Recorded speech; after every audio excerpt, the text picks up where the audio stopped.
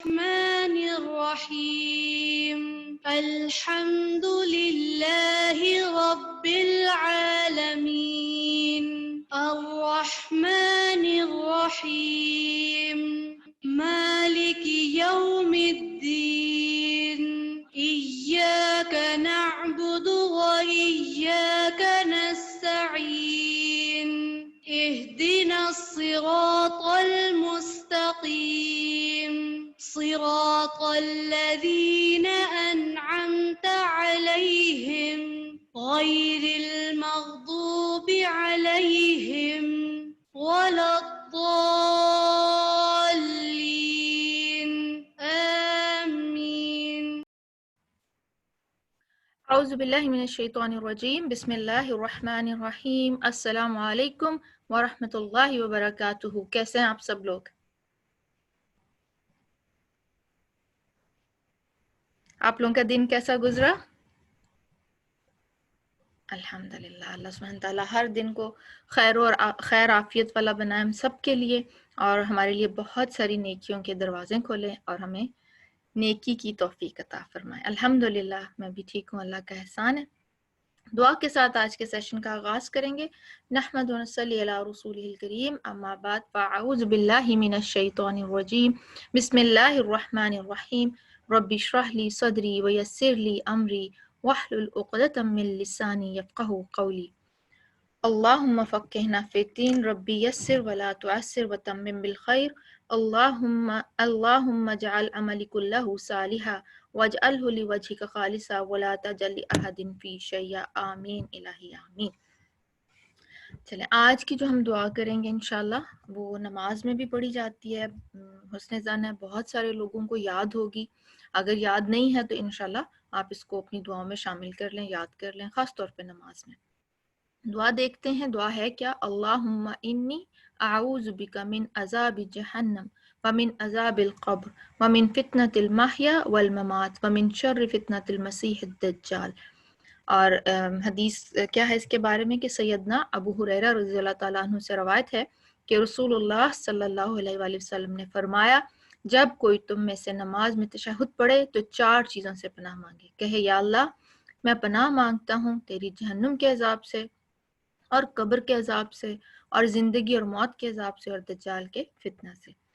تو اب اس میں ہم دیکھتے ہیں کہ وہ 4 چیزیں جو ہیں وہ کون سی ہیں، اور اس کے بارے میں یہ بھی آتا ہے کہ ابن عباس رضی اللہ تعالیٰ کہتے ہیں کہ رسول اللہ صلی اللہ علیہ وسلم ہمیں یہ دعا ایسے سکھایا کرتے تھے جیسے قرآن کی آیت. تو اس سے پتہ چلتا ہے کہ یہ بہت امپورٹنٹ دعا ہے. تو پہلے کیا ہے؟ عذاب جہنم. اور الحمدللہ اللہ سبحانہ کی توفیق سے ہمیں یہ پتہ چل گیا ہے کہ عذاب جہنم جو ہے وہ کیا ہوتا ہے. ٹھیک ہے، ایک ہوتا ہے نا لا علمی، تو ہم اس کو احساس نہیں آتا ہمارے ذہن میں، ہمیں شعور بیدار نہیں ہوتا، تو ہم اس چیز کو محسوس نہیں کر سکتے. اب یہ ہے کہ ہم نے اس کے بارے میں جان لیا ہے تو یہ بات سمجھ میں آتی ہے کہ جہنم کا عذاب کتنا سخت اور کتنا انٹینس ہوگا، تو ہمیں اپنے آپ کو اس سے بچانا ہے. تو صرف دعا نہیں کرنی، دعا کے ساتھ ساتھ وہ کام بھی کرنے ہیں جو ہمیں جہنم کی آگ سے بچا لیں.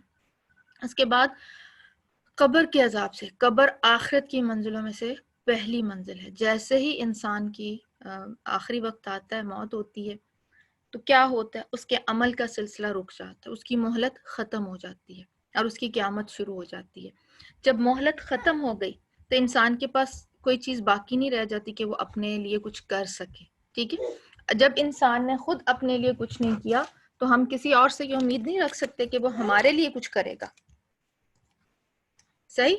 تو ہمیں جو کرنا ہے ہمیں اپنی زندگی میں کرنا ہے، اور ایسے کام کرنے ہیں جو ہماری قبر کو جنت میں کے باغوں میں سے ایک باغ بنائے، اور ہمیں جو ہے قبر میں روشنی عطا کرے. اور ہمیں ایسے کام کرنا ہے جو قبر میں ہمارے ساتھ، کون سے ایسے کام ہیں جو قبر میں ہمارے رہنمائی کریں گے، ہمارے لیے آسانی پیدا کرنے والے ہیں؟ کون سے ایسے اعمال ہیں؟ جیسے قرآن کو پڑھنا، قرآن خوش شکل انسان کی شکل میں آئے گا، نماز ڈیفینڈ کرے گی، روزہ، زکوٰۃ، صدقات، یہ سب ڈیفینڈ کریں گے. پھر سورہ ملک، پھر یہ ہے کہ جو ہے جنت کو کشادہ کر دیا جائے گا. اعوذ باللہ من الشیطان الرجیم. قبر کو کشادہ کر دیا جائے گا جن کے اعمال اچھے ہوں گے اور وہ اہل جنت میں سے ہوں گے. تو اپنے اعمال کی ہمیں سب سے زیادہ فکر کرنی ہے تاکہ قبر کے عذاب سے جو ہے انسان بچ سکے. عثمان رضی اللہ تعالیٰ عنہ کے بارے میں آتا ہے کہ جب وہ قبر کے بارے میں قبر کو دیکھتے یا سوچتے، مفہوم اس کو پیرافریز کر رہی ہوں، وہ اتنا روتے تھے کہ ان کی داڑھی آنسوں سے تر ہو جاتی تھی. اور اس کے کمپیریزن میں ہم لوگ کتنا کیجول اس چیز کا ذکر کرتے ہیں، قبرستان سے بھی کتنا کیجولی گزر جاتے ہیں کہ اپنے بارے میں نہیں سوچتے کہ ہماری بھی جگہ یہی ہوگی. اس کے بعد کیا کس چیز سے پناہ مانگی؟ زندگی اور موت کے عذاب سے. اب زندگی تو اللہ کی نعمت ہے نا، تو اس کا کیا عذاب ہو سکتا ہے؟ وَمِن فِتْنَةِ الْمَحْيَا وَالْمَمَاتِ، زندگی کا فتنہ اور موت کا فتنہ. ایک دن پہلے بھی جیسے آپ سے شیئر کی تھی کہ انسان زندگی میں بالکل اللہ سبحانہ تعالیٰ سے غافل ہو جائے، ہر چیز ہر نعمت اللہ کی دی ہوئی ہے، اور بجائے اس کے کہ انسان اللہ کا شکر ادا کرے، اس کا ان نعمتوں کا مس یوز کرے، دینے والے کو گریٹیٹیوڈ اپنا نہ دے، ٹھیک ہے، اللہ کا عاجز بندہ بن کے نہ رہے، یہ فتنہ ہو گیا. دوسرے پھر یہ بھی آتا ہے، مفہوم ہے کہ ایک انسان پوری زندگی نیک لوگوں والے کام کرتا ہے لیکن موت سے قبل وہ کوئی ایسا بات کہہ دیتا ہے یا کام کر دیتا ہے جس کی وجہ سے وہ اہل جہنم میں شمار ہونے لگتا ہے. تو یہ زندگی کا فتنہ اور یہی موت کا فتنہ بھی ہے کہ انسان موت کے وقت کوئی ایسے اس کے کلمات ادا نہ ہو جائیں یا اسے کوئی ایسی چیز نہ ہو جس کی وجہ سے اس کا خاتمہ بالخیر نہ ہو.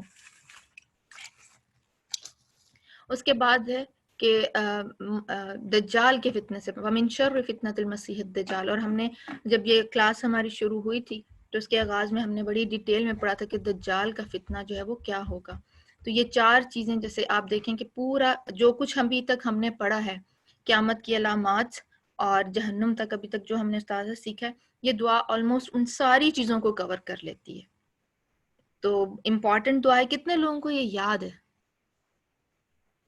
1 ٹائپ کریں اگر آپ میں سے کسی کو یہ یاد ہے تو 1 ٹائپ کریں. الحمدللہ میجورٹی کو یاد ہے، الحمدللہ. تو اب یہ ہے کہ ہم پڑھتے تو ہیں لیکن آپ نے بھی یہ چیز نوٹ کی ہوگی کہ ہمیں جو دعائیں آلریڈی یاد ہوتی ہیں نا، ہم ان کو اتنا کیجولی پڑھ جاتے ہیں فلو میں بغیر ان پہ دھیان دیے. ہوتا ہے نا ایسے. اور خاص طور پہ جو نماز میں دعائیں پڑھی جاتی ہیں وہ ہمیں آتی بھی ہوتی ہیں لیکن جب ہم کسی کو بتانا چاہتے ہیں تو اٹک جاتے ہیں. تو اس کے لیے اب کیا کریں گے انشاءاللہ انکلوڈنگ می، ہم کیا کریں گے؟ بہت شعور کے ساتھ پورے دل سے ہم احساس کرتے ہوئے کہ ہمیں واقعی ہی ان کی ضرورت ہے اور پھر اس کو مد نظر رکھتے ہوئے ہمیں اپنے اعمال کی اصلاح کرنی ہے. دعا میں سے کوئی کویسچن، کوئی چیز آپ کو سمجھ میں نہیں آئی ہو، کوئی بات آپ پوچھنا چاہتے ہیں یا آپ اس میں کوئی چیز ایڈ کرنا چاہتے ہیں، آپ کر سکتے ہیں.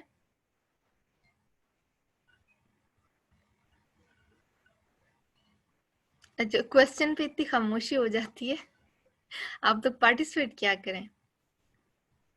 سیشن کنکلوڈ کر لیں پھر یہاں پہ.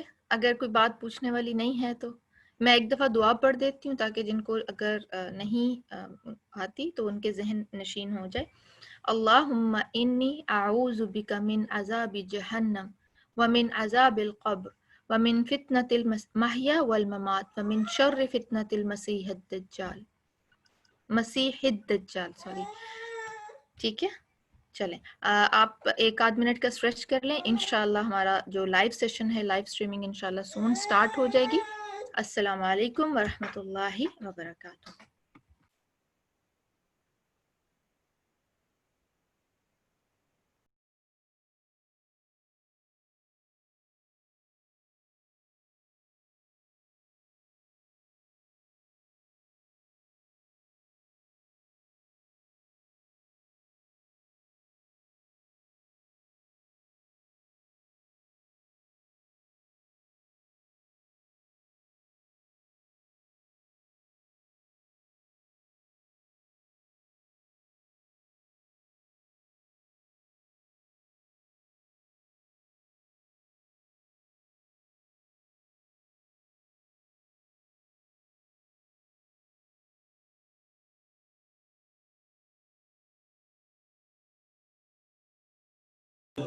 لا إله إلا الله، الله أكبر، الله أكبر.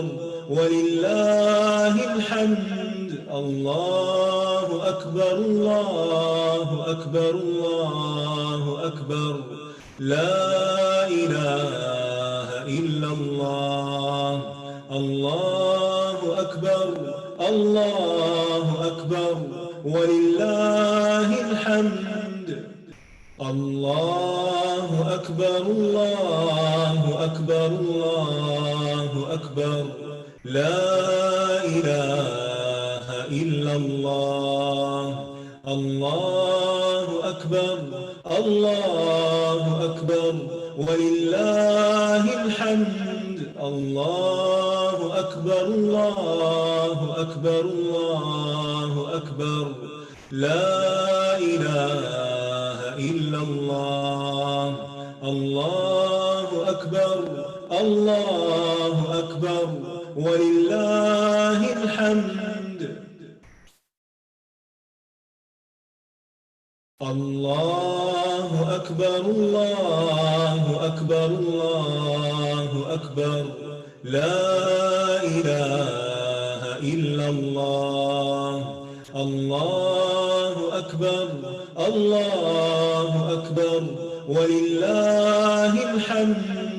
الله أكبر الله أكبر الله أكبر. لا إله إلا الله. الله أكبر الله أكبر ولله الحمد. الله أكبر الله أكبر الله أكبر. لا إله إلا الله. الله أكبر الله أكبر ولله الحمد. الله أكبر الله أكبر الله أكبر. لا إله إلا الله. اللهم صل على محمد وعلى آل محمد. اللهم صل على محمد وعلى آل محمد. اللهم صل على محمد وعلى آل محمد. اللهم صل على محمد وعلى آل محمد كما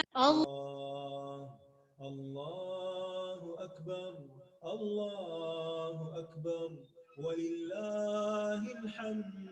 الله أكبر الله أكبر الله أكبر. لا إله إلا الله. الله أكبر الله أكبر ولله الحمد. السلام علیکم ورحمۃ اللہ وبرکاتہ. نحمده ونصلي على رسوله الكريم. اما بعد فاعوذ باللہ من الشیطان الرجیم. بسم اللہ الرحمن الرحیم. رب اشرح لي صدری ويسر لي امری واحلل عقدۃ من لسانی یفقهوا قولی. ہم جنت اور جہنم کے حالات کے بارے میں پڑھ رہے تھے. اللہ سبحانہ وتعالیٰ فرماتے ہیں كل نفس ذائقة الموت وإنما توفون أجوركم يوم القيامة فمن زحزح عن النار وأدخل الجنة فقد فاز وما الحياة الدنيا إلا متاع الغرور. ہر جان موت کو چکھنے والی ہے اور تمہیں تمہارے اجر قیامت کے دن پورے دیے جائیں گے. پھر جو شخص آگ سے دور کر دیا گیا اور جنت میں داخل کر دیا گیا تو یقیناً وہ کامیاب ہو گیا، اور دنیا کی زندگی تو دھوکے کے سامان کے سوا کچھ بھی نہیں. ہم نے جہنم کی ڈسکرپشن ڈیٹیل کے ساتھ پڑھی کہ وہاں کے کیا حالات ہوں گے. اب آج ہم کچھ ان اعمال کے بارے میں پڑھیں گے جو جہنم میں لے جانے والے ہیں. سب سے پہلے عقیدے سے متعلق کفر اور نفاق. سورۃ النساء میں اللہ تعالیٰ فرماتے ہیں إن الله جامع المنافقين والكافرين في جهنم جميعا. بے شک اللہ منافقوں اور کافروں سب کو جہنم میں جمع کرنے والا ہے. یہاں منافقت سے مراد عقیدے کی منافقت ہے، اعتقاد کی، کہ انسان اندر سے بلیو نہ کرتا ہو، صرف زبان سے اظہار کرتا ہو. اور کافر وہ ہوتا ہے جو حق کو پہچان لے اور اس کے بعد اس کو جھٹلا دے، اس کا انکار کر دے.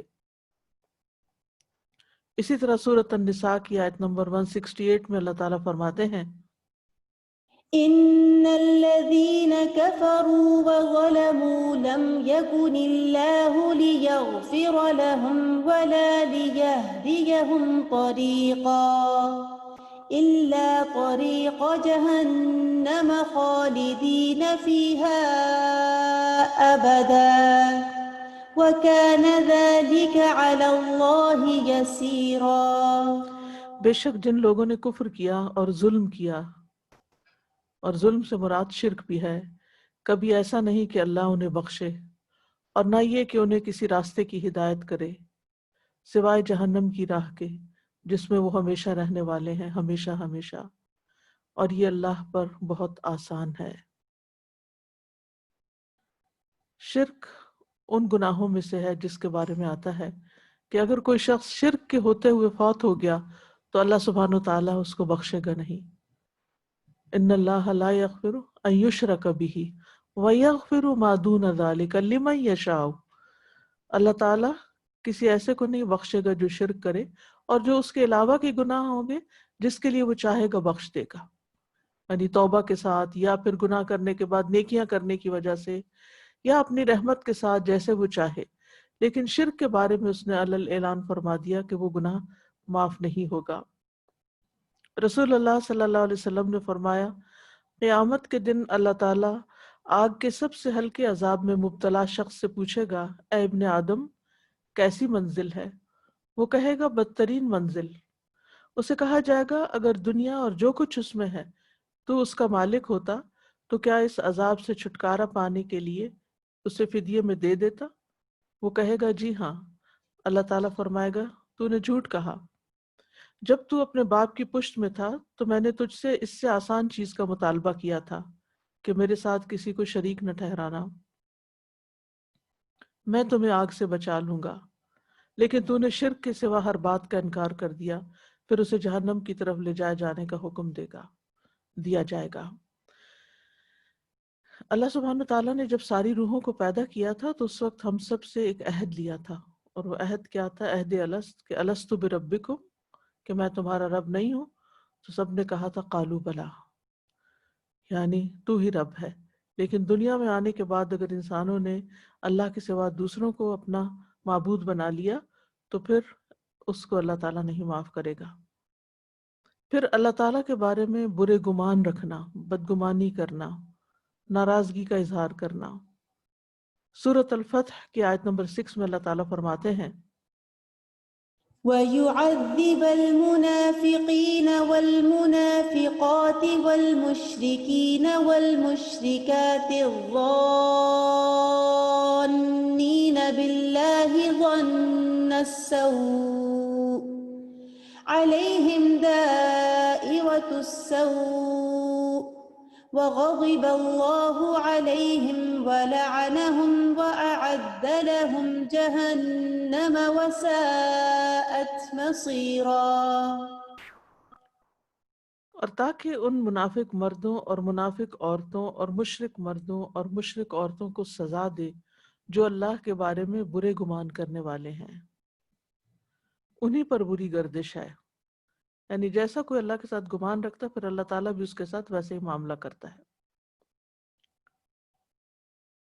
اور اللہ ان پر غصے ہوا اور اس نے ان پر لعنت کی اور ان کے لیے جہنم تیار کی اور وہ لوٹنے کی بری جگہ ہے.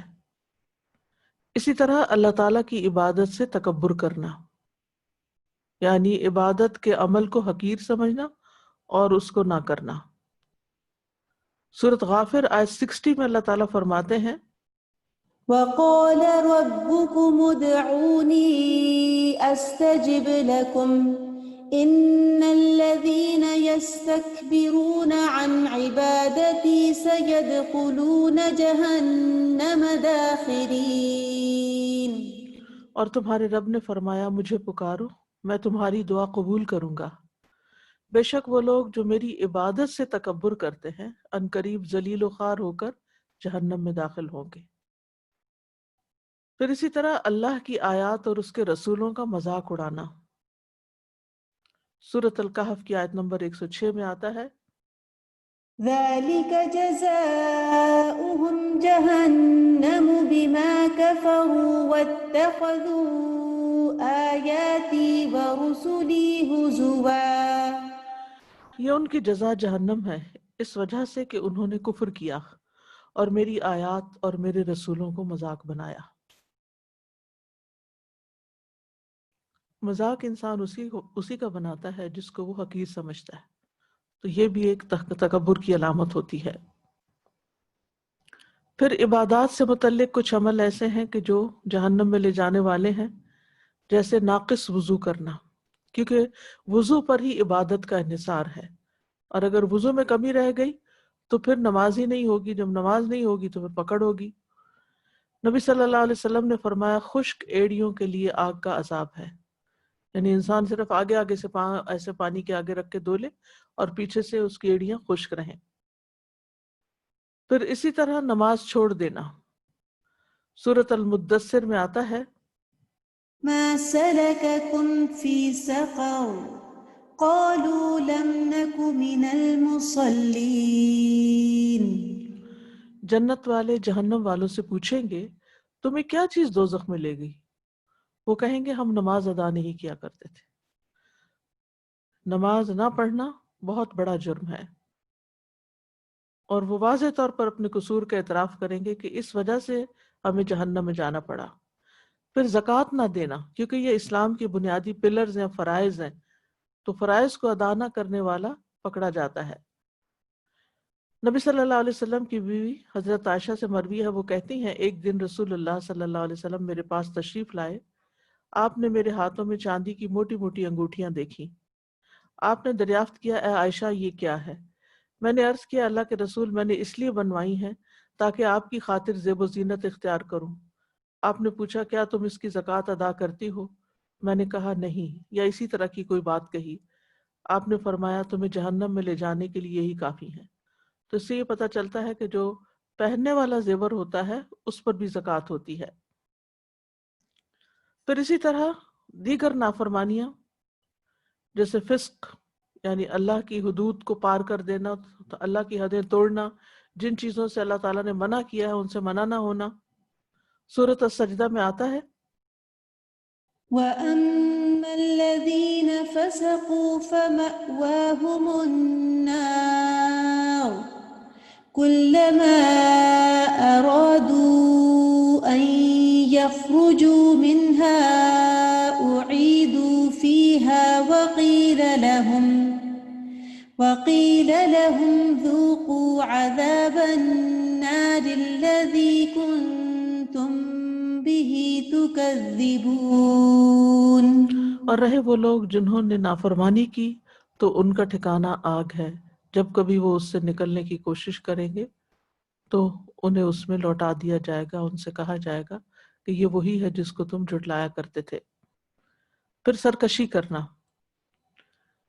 سورۃ صاد میں آتا ہے هَذَا وَإِنَّ لِلطَّاغِينَ لَشَرَّ مَآبٍ جَهَنَّمَ يَصْلَوْنَهَا فَبِئْسَ الْمِهَادُ۔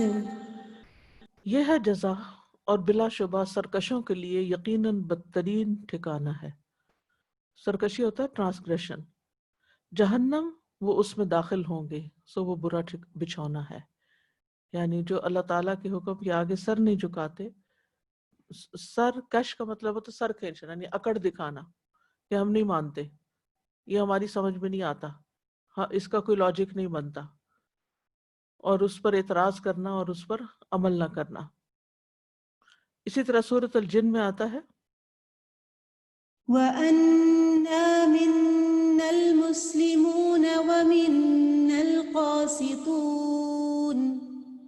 فَمَنْ أَسْلَمَ فَأُولَئِكَ تَحَرَّوْا رَشَدًا وَأَمَّا الْقَاسِطُونَ فَكَانُوا لِجَهَنَّمَ حَطَبًا۔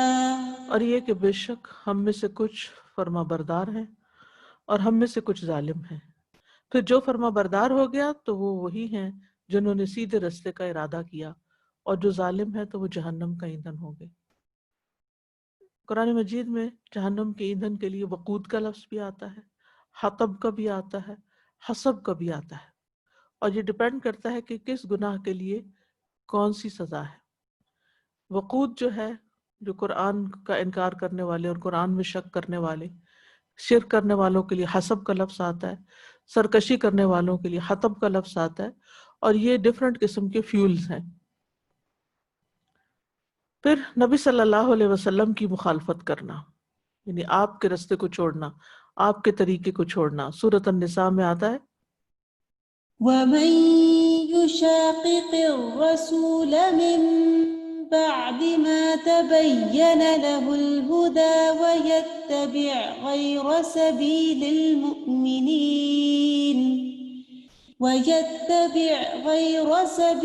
الْمُؤْمِنِينَ نُوَلِّهِ مَا تَوَلَّى وَنُصْلِهِ جَهَنَّمَ وَسَاءَتْ مَصِيرًا۔ اور جو کوئی رسول کی مخالفت کرے اس کے بعد کہ اس کے لیے ہدایت خوب واضح ہو چکی ہے، یعنی ہر چیز اس نے پڑھ لی، سمجھ لی، جان لی، اور اس کے بعد مخالفت شروع کر دی اور مومنوں کے راستے کے سوا کسی اور کی پیروی کرے، ہم اسے اسی طرف پھیر دیں گے جس طرف وہ پھرے گا، اور ہم اسے جہنم میں جھونکیں گے اور وہ بری لوٹنے کی جگہ ہے۔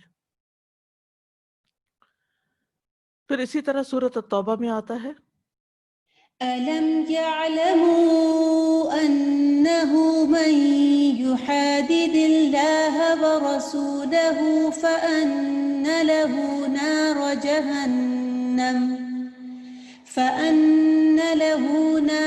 جَهَنَّمَ خَالِدًا فِيهَا ذَلِكَ الْخِزْيُ الْعَظِيمُ۔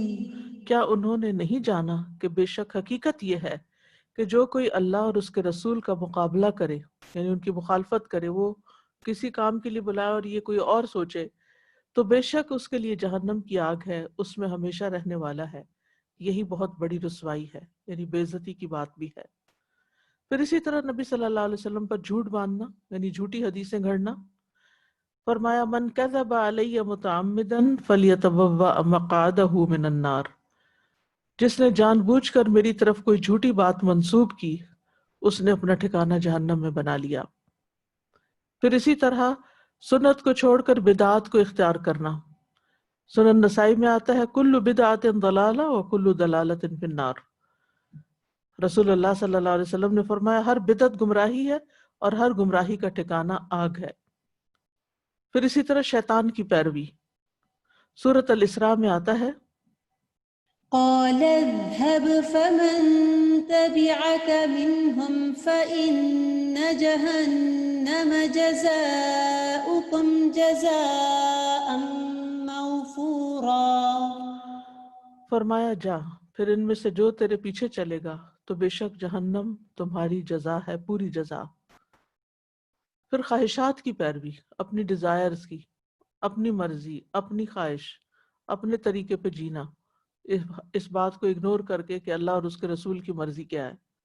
سورۃ مریم میں آتا ہے فخلف من بعدهم خلف أضاعوا الصلاة واتبعوا الشهوات فسوف يلقون غيا۔ پھر ان کے بعد ایسے نالائق جانشین ان کی جگہ آئے جنہوں نے نماز کو ضائع کر دیا اور خواہشات کے پیچھے لگ گئے، تو وہ ان قریب گمراہی کو ملیں گے۔ تو اس سے یہ پتہ چلتا ہے کہ خواہش کے پیچھے لگ کے مثلاً سونے کی خواہش ہے تو سوتے رہے اور نماز چھوڑ دی، یا گھومتے پھرتے رہے، اپنی مرضی کے کام کرتے رہے، کچھ دیکھنے بیٹھ گئے اور نماز کا وقت نکل گیا یا بہت لیٹ ہو گئی۔ اسی طرح دیگر خواہشات جو ہیں اگر انسان حلال نہیں حرام طریقے سے پوری کرتا ہے، جیسے زنا ہے، شراب پینا ہے یا اور اس طرح کی چیزیں ہیں، تو یہ چیزیں بھی انسان کو جہنم میں لے جانے والی ہیں۔ پھر گناہوں کی کثرت سورۃ البقرہ میں آتا ہے، بلى من كسب سيئة وأحاطت به خطيئته فأولئك أصحاب النار هم فيها خالدون۔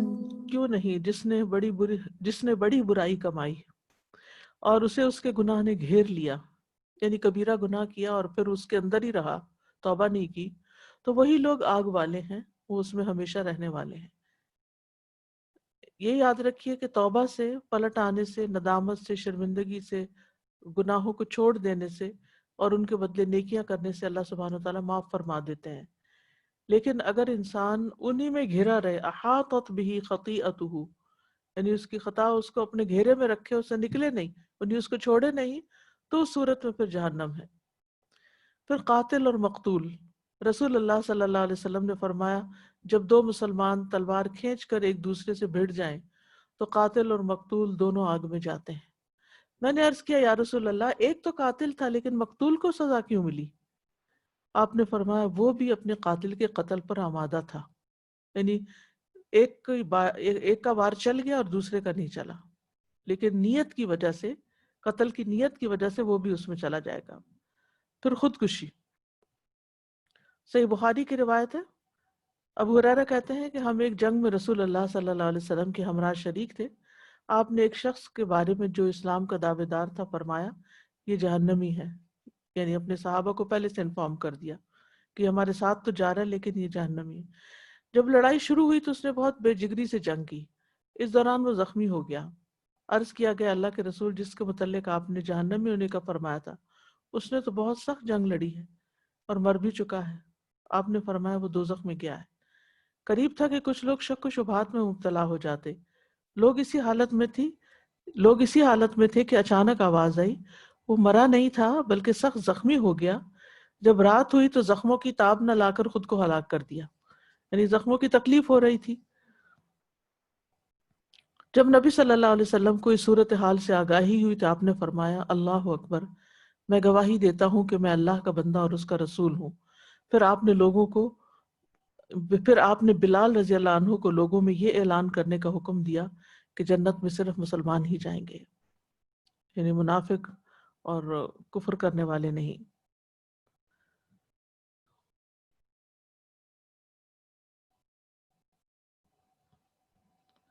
پھر اسی طرح زمین کو چھوتا ہوا لباس پہننا، یعنی تکبر کی وجہ سے ایسا لباس پہننا کہ جو زمین پر لڑکھڑا رہا ہو۔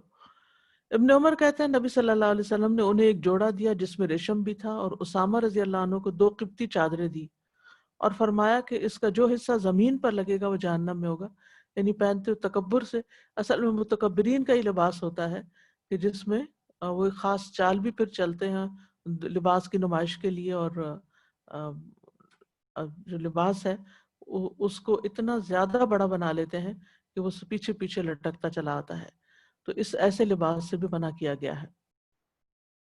پھر تصویر بنانے والا، یعنی کارونگ کرنے والا یا پینٹ کرنے والا، رسول اللہ صلی اللہ علیہ وسلم نے فرمایا ہر ایک تصویر بنانے والا بکل صورت صورہا، یعنی تصویر بنانے والا جتنی بھی صورتیں اس نے بنائی آگ میں جائے گا۔ ہر تصویر کے بدلے میں ایک جاندار آدمی بنایا جائے گا جو اسے جہنم میں عذاب دے گا۔ اور یہ ہینڈ ڈرائنگ کے بارے میں بات ہے۔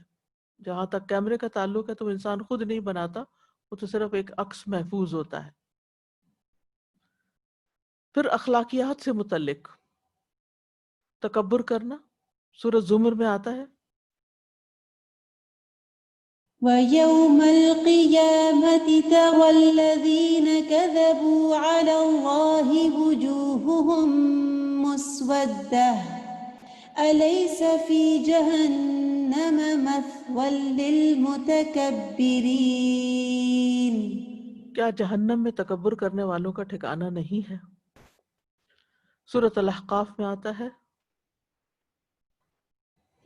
ويوم يعرض الذين كفروا على النار أذهبتم طيباتكم في حياتكم الدنيا واستمتعتم بها فاليوم تجزون عذاب الهون بما كنتم تستكبرون في الأرض بغير الحق.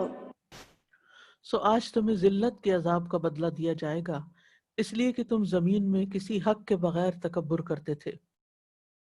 ذرہ برابر تکبر بھی جہنم میں لے جانے کا باعث ہے. نبی صلی اللہ علیہ وسلم نے فرمایا جس کے دل میں رائی کے دانے برابر بھی تکبر ہوگا اللہ اسے چہرے کے بل جہنم میں اوندھا کر کے ڈال دے گا. علم پر فخر کرنا اور علم کو بھی تکبر اس میں شامل ہو جاتا ہے. حذیفہ رضی اللہ عنہ فرماتے ہیں میں نے رسول اللہ صلی اللہ علیہ وسلم کو یہ فرماتے ہوئے سنا علم اس لیے حاصل نہ کرو کہ علماء کے سامنے فخر کرو یا جاہلوں سے بحث اور تکرار کرو یا لوگوں کو اپنی طرف مائل کرو اس لیے کہ جو ایسا کرتا ہے وہ دوزخ میں جائے گا.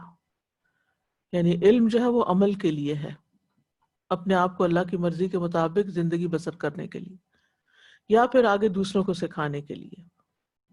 فخر کرنے کے لیے نہیں کہ مجھے تو اتنا اتنا کچھ آتا ہے، یا کسی سے بحث تکرار کرنے کے لیے نہیں کہ اس کو نیچا دکھایا جائے، یا لوگوں کو اپنی طرف متوجہ کرنے اور مائل کرنے کے لیے نہیں کہ لوگ میرے شدائی یا میرے فین بن جائیں.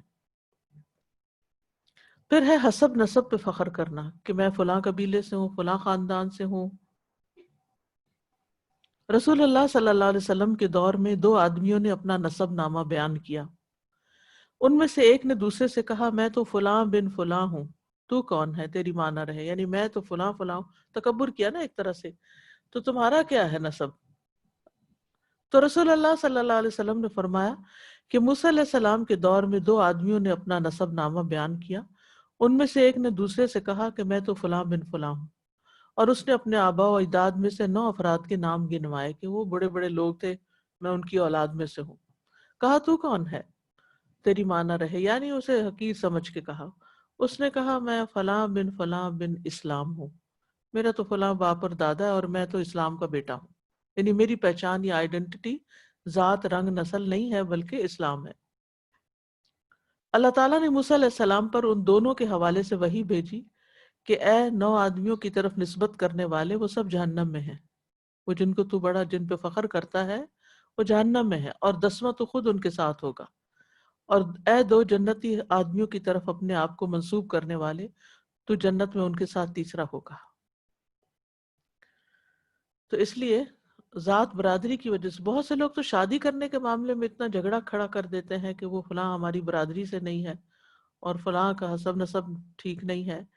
تو سب آدم کی اولاد ہیں، اور یہ تو لوگوں نے خود سے خود تقسیم کر لی، کوئی بڑا بن بیٹھا اور کسی کو چھوٹا کر دیا. پھر اپنے لیے لوگوں کا قیام پسند کرنا کہ لوگ میرے لیے کھڑے ہوں، مجھے ویلکم کریں، میرا استقبال کریں، یا اگر وہ کریں تو اس پر اپنے آپ کو بڑا خوش محسوس کرنا. رسول اللہ صلی اللہ علیہ وسلم نے فرمایا جس شخص کو یہ بات پسند ہو کہ لوگ اس کے سامنے کھڑے ہوں اسے جہنم میں اپنا ٹھکانہ بنا لینا چاہیے، کیونکہ یہ بھی اندر کی خرابی کی علامت ہے. پھر فحش کلامی، گالیاں دینا، بیہودہ گفتگو کرنا. رسول اللہ صلی اللہ علیہ وسلم نے فرمایا بد کلامی دل کی سختی سے ہے اور دل کی سختی آگ سے ہے. یعنی والجفاء فی النار، یعنی جفا جو ہے دل کی سختی یہ آگ میں ہوگی. جو سخت دل والے لوگ مراد ہیں. گفتگو میں بے احتیاطی کرنا. معاذ بن جبل کہتے ہیں یا رسول اللہ ہم جو کچھ بولتے ہیں کیا اس میں بھی ہماری پکڑ ہوگی؟ آپ نے فرمایا معاذ تمہاری ماں تمہیں روئے، لوگوں کو ان کے چہروں کے بل جہنم میں ان کی زبانوں کی کھیتی کے سوا کیا اور بھی کوئی چیز اوندا گرائے گی؟ یعنی جو زبانوں کی کھیتی ہوگی، کٹے گی، یعنی جو منہ سے لفظ نکلیں گے اور وہ اللہ تعالیٰ کو ناپسند آئیں گے یا لوگوں کو ہرٹ کریں گے تو وہ الفاظ کافی ہیں انسان کو جہنم میں لے جانے کے لیے۔ ابو ہریرہ کہتے ہیں کہ رسول اللہ صلی اللہ علیہ وسلم نے فرمایا بندہ ایک بات زبان سے نکالتا ہے اور اس کے متعلق سوچتا نہیں کہ کتنا گناہ ہے، جس کی وجہ سے وہ دوزخ میں اتنی دور پھسل کر گرتا ہے جتنی مشرق و مغرب کی دوری۔ اس کا یہ مطلب نہیں کہ اگر اچانک کوئی منہ سے ایسی بات نکل گئی ہے جس پہ اتنا غور نہیں کیا تھا، لیکن اس کا مطلب یہ ہے کہ انسان غلط بات کرتا ہے اور اس کو غلط ہی نہیں سمجھتا۔ یعنی بے دھیانی کا مطلب یہاں کیا ہے کہ وہ اس پہ بارے میں غور ہی نہیں کرتا کہ وہ کیا کلمہ بول رہا ہے۔ بعض اوقات ہم اللہ سبحانہ تعالیٰ کے بارے میں بات کرتے ہوئے، اس کی کسی صفت کے بارے میں بات کرتے ہوئے کہ یا اللہ سبحانہ تعالیٰ کی طرف سے اپنے پاس سے باتیں کرنے لگ جاتے ہیں، یا اسی طرح نبی صلی اللہ علیہ وسلم پر کوئی بات باندھ دیتے ہیں یا کوئی مذاق اڑا دیتے ہیں کسی حدیث کا یا کچھ، تو ان سب چیزوں سے پرہیز کرنا چاہیے۔ یعنی وہ ہم بڑے لائٹ وے میں بات کر رہے ہوتے ہیں یا بغیر اس کو کچھ بڑا سمجھتے نہیں کہ یہ کوئی بڑی بات ہے، لیکن حالانکہ وہ بہت بڑی بات ہوتی ہے۔ بات ہے نا تحسبونہ ہینا وہو عند اللہ عظیم، تم اس کو معمولی سمجھتے ہو حالانکہ اللہ کے نزدیک وہ بہت بڑی بات ہے۔ کہ کسی کے بارے میں کوئی اسکینڈل مشہور ہے تو بغیر سوچے سمجھے، بغیر اس کی تحقیق کیے اس کو آگے بیان کر دینا۔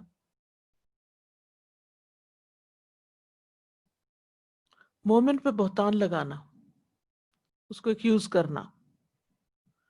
یحییٰ بن راشد کہتے ہیں کہ ہم عبداللہ بن عمر کے انتظار میں بیٹھے تھے حتیٰ کہ وہ تشریف لے آئے اور بیٹھے، پھر کہا میں نے رسول اللہ صلی اللہ علیہ وسلم سے سنا ہے، آپ فرماتے تھے جس شخص کی سفارش اللہ کی کسی حد کی تنفیذ میں آڑے آئی، یعنی کسی پہ حد جاری ہوئی تھی اور کسی نے سفارش کی کہ نہیں کرو، تحقیق اس نے اللہ کی مخالفت کی، اور جس نے جانتے بوجھتے ہوئے باطل کی حمایت میں جھگڑا کیا تو وہ اللہ کی ناراضگی میں رہے گا حتیٰ کہ اس سے باز آ جائے، اور جس نے کسی مومن کے بارے میں کوئی ایسی بات کہی جو اس میں تھی نہیں، کوئی ایسا الزام اس پہ لگا دیا، کوئی ایسا عیب اس سے منسوب کر دیا جو اس میں ہے نہیں، تو اللہ اسے جہنمیوں کی پیپ میں ڈالے گا، طینۃ الخبال میں، حتیٰ کہ اپنی بات سے باز آ جائے۔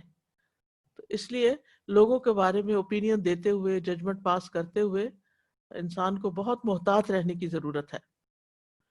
پھر ناشکرا پن اور خیر سے روکنا، حد سے بڑھنا۔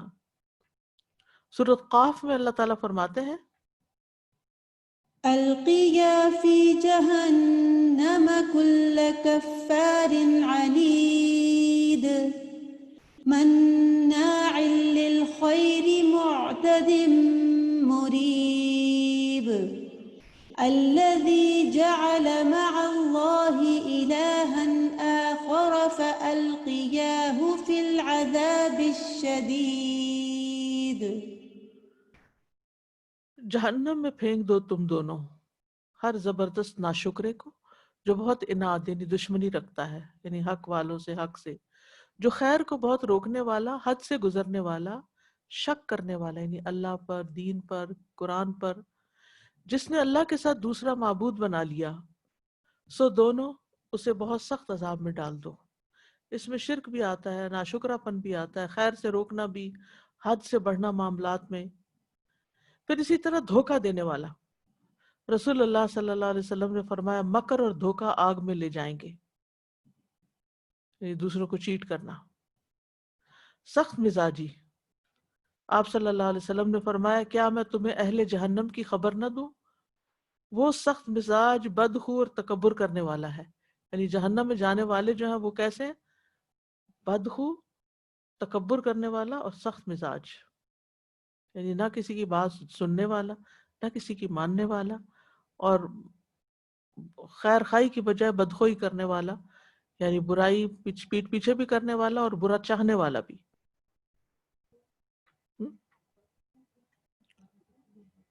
بد ایک ہوتا ہے نا خیر خواہ، اور ایک ہوتا ہے بد خواہ اور بدخو، یعنی جو کسی کا برا چاہے اور اس کے بارے میں بری بری باتیں کرے۔ غیبت کے لیے بھی پنجابی میں بدخوئی کا لفظ آتا ہے۔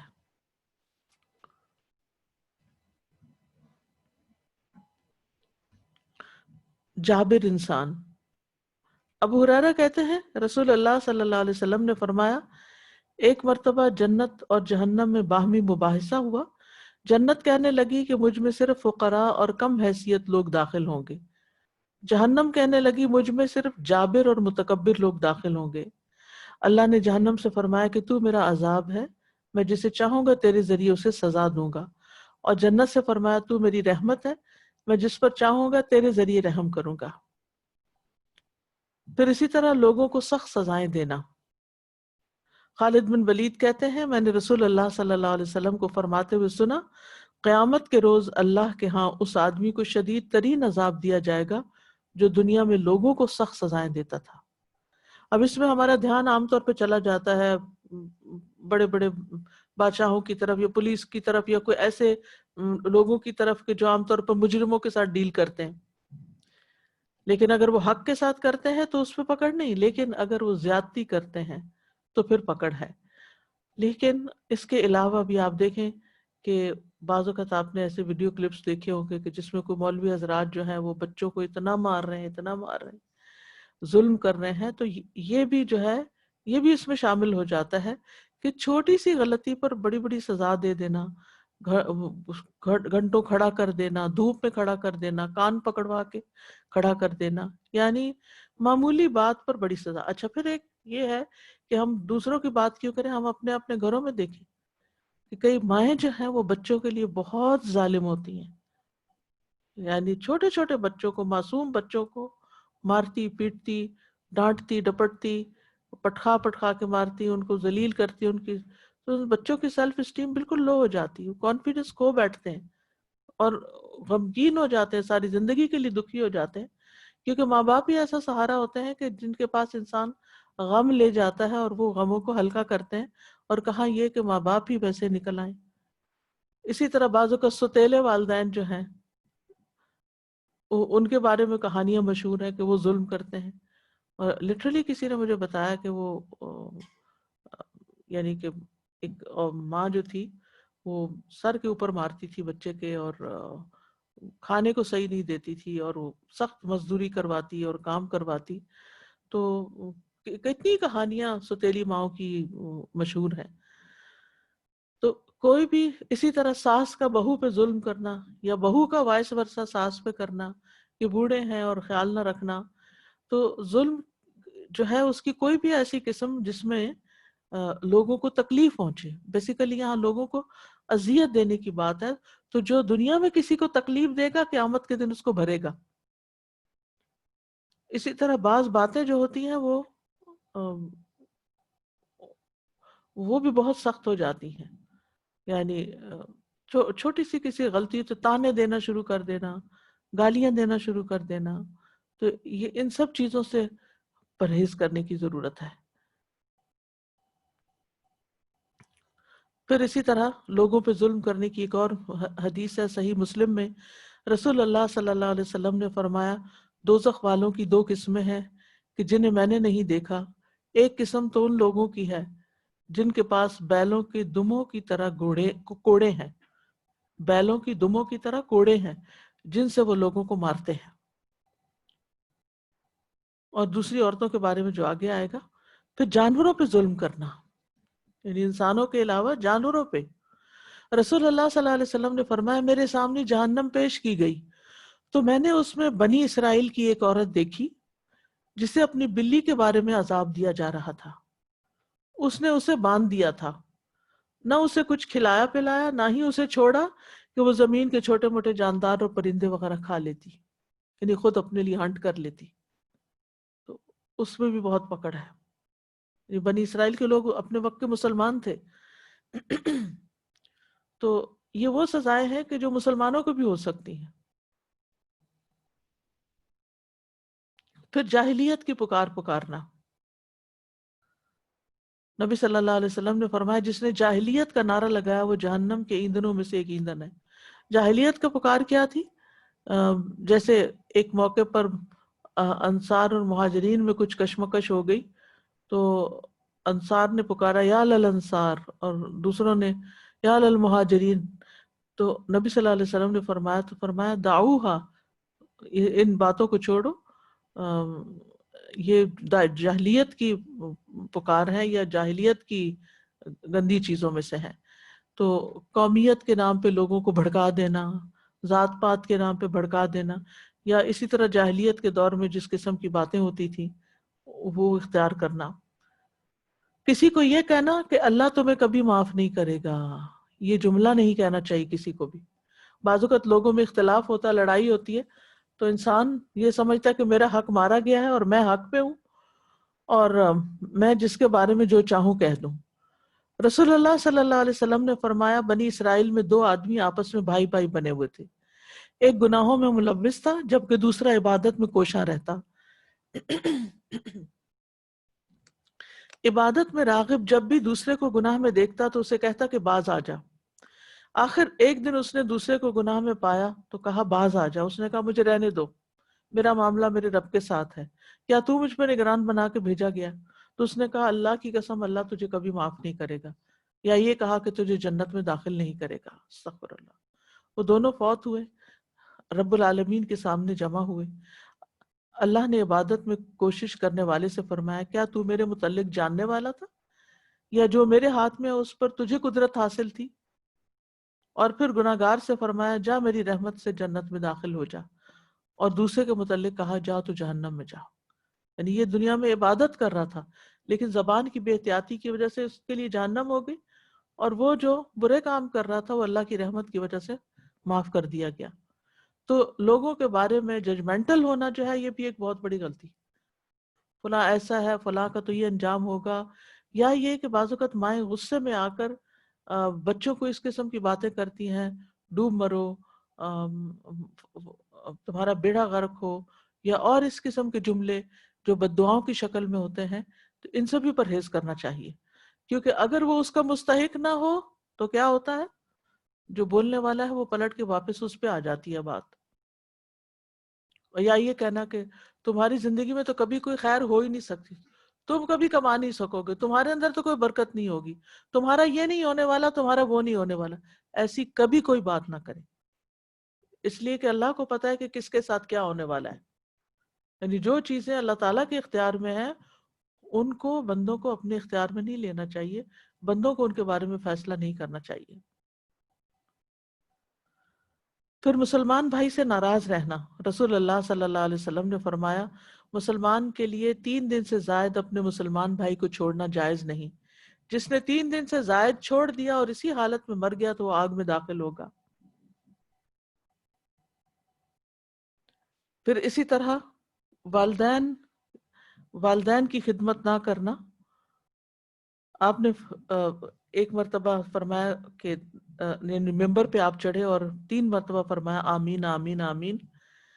پھر آپ نے فرمایا میرے پاس جبریل آئے اور فرمایا اے محمد جس نے اپنے والدین میں سے کسی ایک کو پایا پس وہ فوت ہو گیا، یعنی پھر اس کی خدمت نہ کی اور فوت ہو گیا، تو اس کے لیے جہنم ہے، اللہ تعالیٰ اس کو اپنی رحمت سے دور کر دے. تو کہیے آمین. تو میں نے کہا آمین. انہوں نے فرمایا محمد جس نے ماہ رمضان پایا پھر وہ مر گیا اور اس کی بخشش نہ ہوئی تو وہ جہنم میں داخل کر دیا گیا، سو اللہ اسے دور کرے، یعنی اپنی رحمت سے دور کرے. آپ کہیے آمین. پس میں نے کہا آمین. انہوں نے فرمایا جس کے پاس میرا ذکر ہو پھر وہ آپ پر درود نہ پڑھے پس وہ جہنم میں داخل ہو گیا، سو اللہ اسے دور کرے، یعنی لعنت کرے اس پر. آپ کہیے آمین. تو میں نے کہا آمین. تو اس میں یہ ہے کہ دروشی پڑھنے کا بھی اہتمام کرنا چاہیے، خاص طور پر جب آپ صلی اللہ علیہ وسلم کا ذکر آئے. اور دوسرے کے والدین اگر بڑھاپے کی حالت میں پاس ہوں تو ان کا خاص خیال رکھنا چاہیے، اور رمضان کے مہینے کو صحیح طور پر گزارنا چاہیے نیکی کے کام کرتے ہوئے.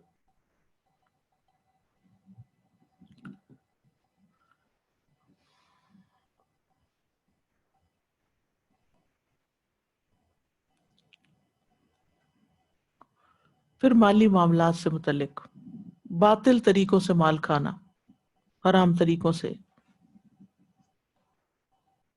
سورۃ النساء میں فرمایا يا أيها الذين آمنوا لا تأكلوا أموالكم بينكم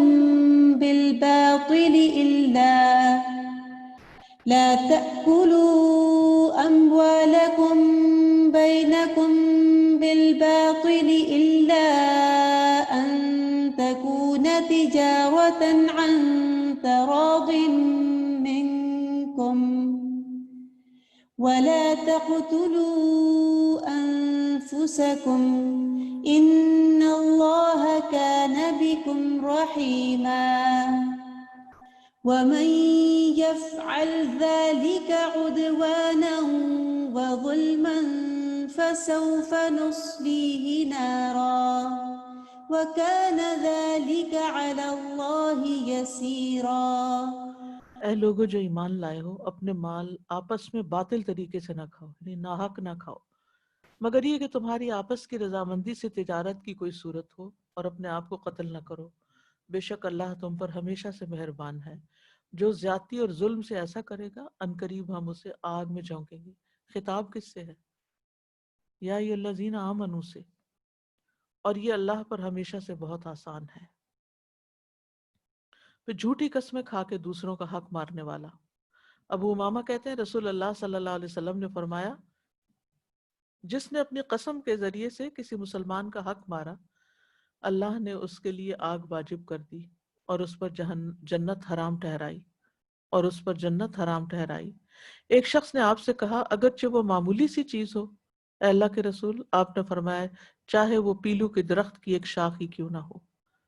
تو اس سے یہ پتہ چلتا ہے کہ کسی کا حق مارنا، کسی کی چیز اس کی رضامندی کے بغیر چھین لینا، یہ درست نہیں۔ اور آپ دیکھیں کہ ہمارے معاشرے میں کس قدر اس معاملے میں لاپرواہی برتی جاتی ہے کہ یتیم کے مال پہ قبضہ کر لینا، بیواؤں کے ساتھ زیادتی کرنا، ان کے مالوں پہ قبضہ کر لینا، وراثت کی تقسیم نہ کرنا، اور جس کے ہاتھ جو لگا وہ اسی سے فائدہ اٹھاتا رہے۔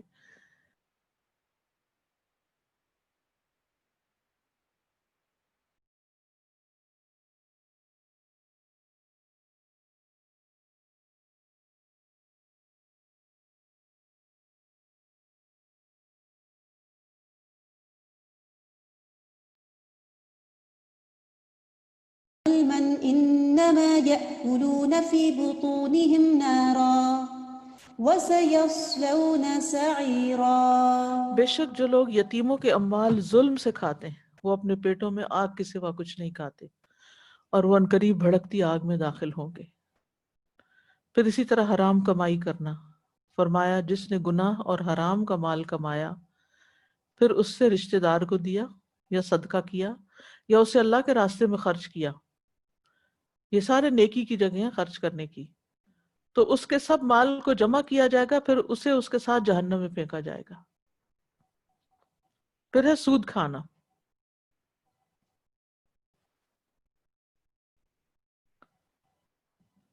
پھر مال جمع کر کے رکھنا۔ سود کھانے کے بارے میں صحیح بخاری کی وہ روایت ہے جس میں آپ نے دو لوگوں کو دیکھا جو بیت المقدس میں آپ کو لے گئے، پھر وہاں سے وہ چلے تو خون کی نہر پر آئے، وہاں کنارے پہ ایک شخص کھڑا تھا اور نہر کے بیچ میں، اور پھر جو کنارے کے پر شخص تھا وہ پتھر لے کے اس کو مارتا تھا، اور پھر وہ اس کو پکڑتا تھا، پھر دوبارہ تو جب پوچھا گیا یہ کون ہے تو کہا گیا کہ یہ سود کھانے والا ہے۔ پھر مال جمع کر کر کے رکھنا اور اس میں سے زکوٰۃ وغیرہ ادا نہ کرنا۔ وَيْلٌ لِكُلِّ هُمَزَةٍ لُمَزَةٍ الَّذِي جَمَعَ مَالًا وَعَدَّدَهُ يَحْسَبُ أَنَّ مَالَهُ أَخْلَدَهُ كَلَّا لَيُنبَذَنَّ فِي الْحُطَمَةِ۔ بڑی ہلاکت ہے ہر بہت تانا دینے والے، بہت عیب لگانے والے کے لیے، وہ جس نے مال جمع کیا اور اسے گن گن کر رکھا، یعنی کسی حقدار کو اس کا حق نہیں دیا، وہ گمان کرتا ہے کہ بے شک اس کا مال ہمیشہ اسے زندہ رکھے گا، ہرگز نہیں، یقیناً وہ ضرور حطمہ میں پھینکا جائے گا۔ تو اس سے کیا پتہ چلتا ہے کہ جو مال کا خزانہ بنا کے رکھتے ہیں، جیسے ایک اور جگہ پر بھی آتا ہے کہ جس مال میں سے زکوٰۃ ادا نہیں کی جاتی، کنز جس کو کہتے ہیں، تو بشر الکانزین کی بات ہے کہ انسان مال کی زکوٰۃ ادا نہ کرے، حقداروں کو حق نہ دے، جو اس کے آس پاس ضرورت مند ہوں ان کا خیال نہ رکھے، تو ایسی صورت میں مال جمع کرنا جو ہے وہ وبال کا باعث ہے۔ جہاں تک اس بات کا تعلق ہے کہ انسان کے پاس مال ہو جس سے وہ اپنی ضرورت کی چیزیں خرید سکے، یا جیسے گھر خریدنا ہے، گاڑی خریدنی ہے، یا اور اسی طرح کی چیزیں، تو اس صورت میں ظاہر ہے اس کو ایک سرٹن اماؤنٹ جمع کرنی پڑے گی، پھر ہی وہ کچھ کر سکتا ہے۔ تو ایسی صورت میں جمع کرنا اس میں نہیں آتا. اصل بات یہ ہے کہ جو کنز ہے وہ نقصان دہ ہے. پھر بلا وجہ لوگوں سے مانگنا. حضرت علی کہتے ہیں رسول اللہ صلی اللہ علیہ وسلم نے فرمایا جس نے مالدار ہونے کے لیے لوگوں سے سوال کیا، چاہے وہ بیگرز ہوں یا ویسے ہی، اس نے جہنم کے گرم پتھر جمع کیے. لوگوں نے عرض کیا مالداری کیا ہے؟ فرمایا ایک شب کا کھانا. یعنی اگر رات کا کھانا کوئی کسی کے گھر میں موجود ہے تو پھر اس کے لیے جائز نہیں کہ وہ لوگوں سے مانگتا پھرے. پھر گم شدہ مال چرانا، یعنی کسی کا مال چرا لینا. رسول اللہ صلی اللہ علیہ وسلم نے فرمایا ضالۃ المسلم حرق النار، مومن کا گم شدہ جانور جہنم کی آگ کا شعلہ ہے. اسی طرح خیانت کرنا. عمر بن خطاب کہتے ہیں کہ غزوہ خیبر میں چند صحابہ نبی صلی اللہ علیہ وسلم کی خدمت میں حاضر ہو کر عرض کرنے لگے کہ فلاں آدمی شہید ہے. یہاں تک کہ ایک آدمی پر گزر ہوا تو اس کے متعلق بھی کہنے لگے یہ بھی شہید ہے. آپ نے فرمایا ہرگز نہیں، میں نے چادر یا عبا کی چوری کی وجہ سے اس کو جہنم میں دیکھا ہے. یعنی مال غنیمت میں چوری، اللہ کے مال میں سے خیانت، اس وجہ سے اس کے لیے جنت حرام ہو گئی. اللہ رحم کرے. ایک چادر کی وجہ سے اگر ہے تو جو اتنی بڑی بڑی کرپشنز ہوتی ہیں اور سرکاری خزانے سے مال چرایا جاتا ہے تو اس کا کیا ہوگا. اللہ تعالیٰ سب کو توبہ کی توفیق دے.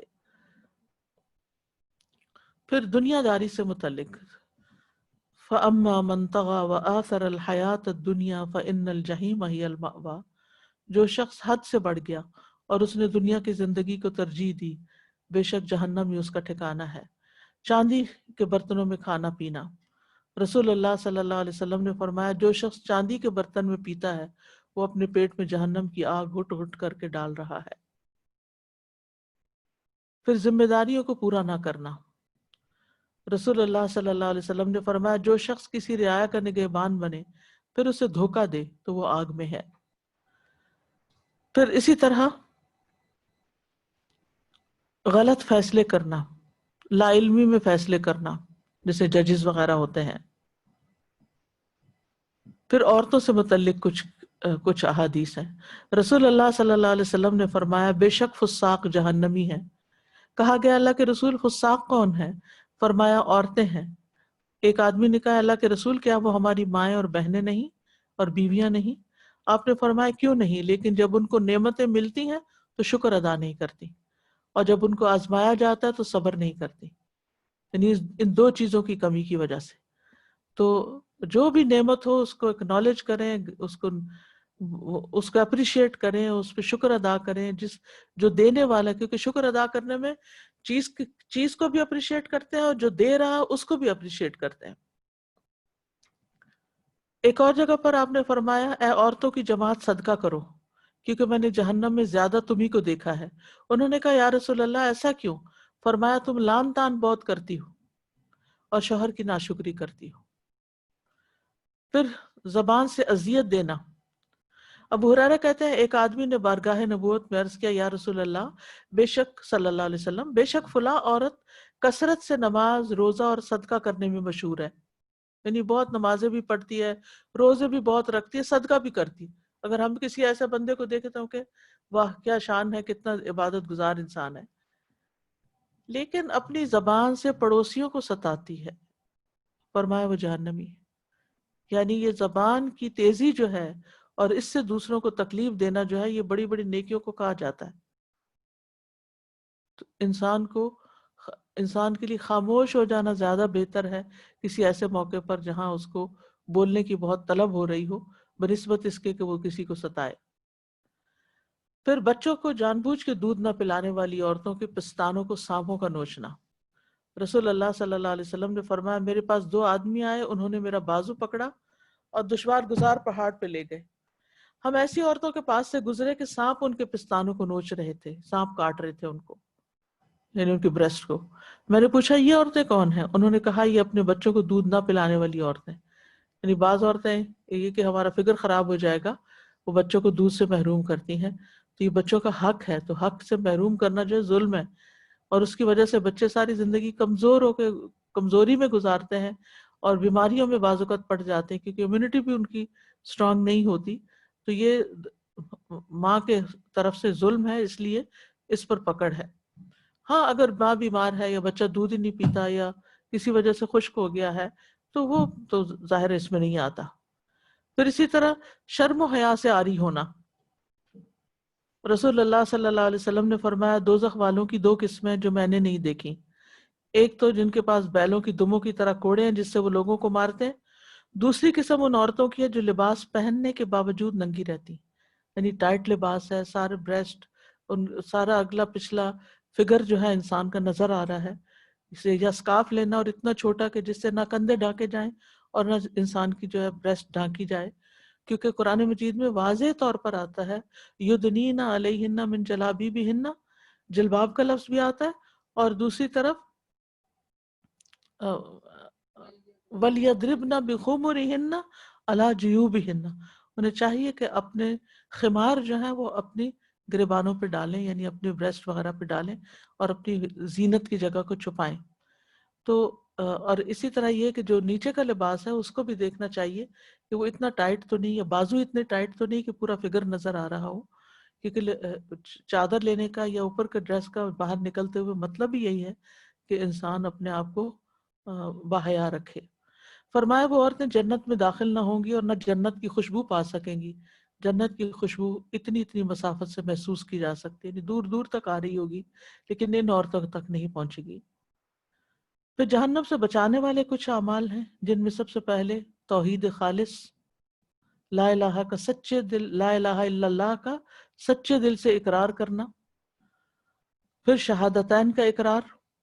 معاذ نبی صلی اللہ علیہ وسلم کے پیچھے سواری پر تھے رضی اللہ عنہ، معاذ رضی اللہ عنہ نبی صلی اللہ علیہ وسلم کے پیچھے سواری پر تھے، آپ نے فرمایا اے معاذ بن جبل، انہوں نے عرض کی سعادت مندی کے ساتھ حاضر ہوں یا رسول اللہ صلی اللہ علیہ وسلم، آپ نے 2 بار فرمایا اے معاذ، انہوں نے کہا عرض کیا سعادت مندی کے ساتھ حاضر ہوں اللہ کے رسول، اور یہ 3 مرتبہ فرمایا۔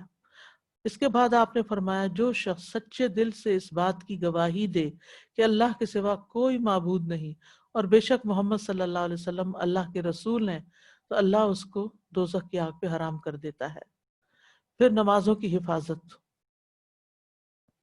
فرمایا وہ آدمی ہرگز آگ میں نہیں جائے گا جس نے سورج نکلنے سے پہلے اور سورج غروب ہونے سے پہلے نماز پڑھی، یعنی فجر اور عصر کی، یعنی خاص طور پر ان نمازوں کی احتیاط۔ اس کا یہ مطلب نہیں باقی چھوڑ سکتا ہے، لیکن یہ نمازیں چونکہ فجر کا وقت نیند کی وجہ سے اور عصر کا وقت اپنے دن بھر کے کاموں کو سمیٹنے کی وجہ سے انسان غافل ہو جاتا ہے اس سے۔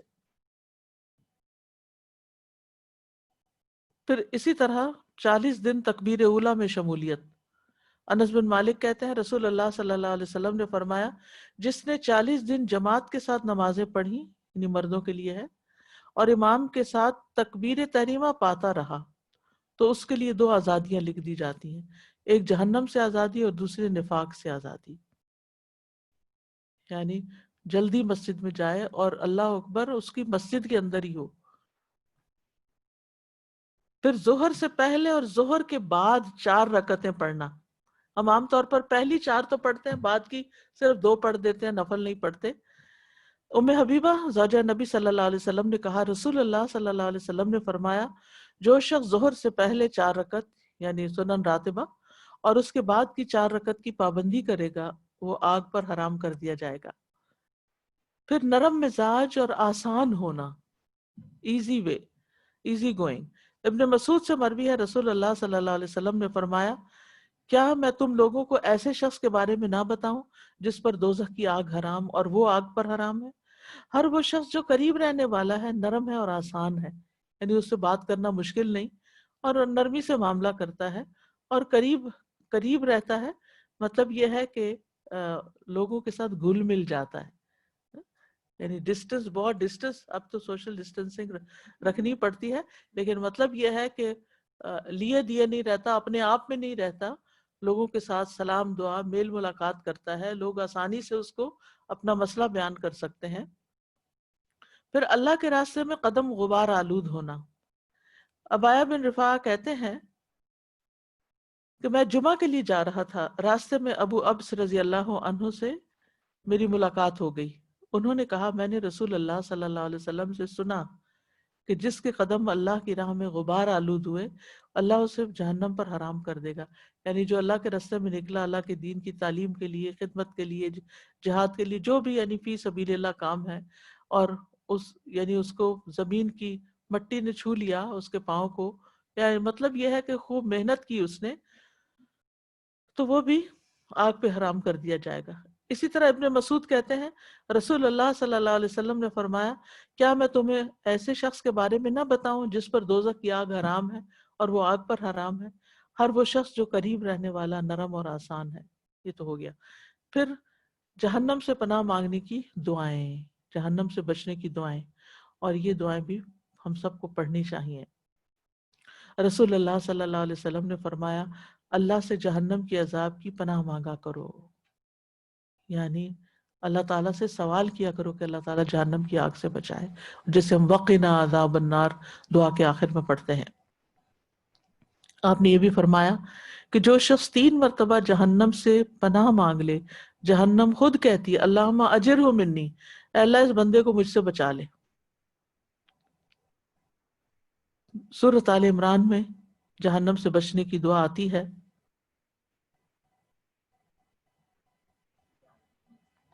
آیت نمبر 16. الذين يقولون ربنا إننا آمنا فاغفر لنا ذنوبنا وقنا عذاب النار. اے ہمارے رب، بے شک ہم ایمان لے آئے ہیں، لہٰذا ہمارے گناہ بخش دے اور ہمیں آگ کے عذاب سے بچا لے. سورۃ الفرقان میں آتا ہے والذين يقولون ربنا اصرف عنا عذاب جهنم إن عذابها كان غراما إنها ساءت مستقرا ومقاما. اے ہمارے رب، جہنم کے عذاب سے ہمیں بچائے رکھنا، کیونکہ اس کا عذاب ٹلنے والا نہیں، بے شک وہ بری ٹھہرنے کی جگہ اور اقامت کی جگہ ہے. سورۃ آل عمران 192 میں آتا ہے ربنا إنك من تدخل النار فقد أخزيته وما للظالمين من أنصار. اے ہمارے رب، بے شک تو جسے آگ میں ڈالے سو یقیناً تو نے اسے رسوا کر دیا اور ظالموں کے لیے کوئی مددگار نہیں. آل عمران 191 میں آتا ہے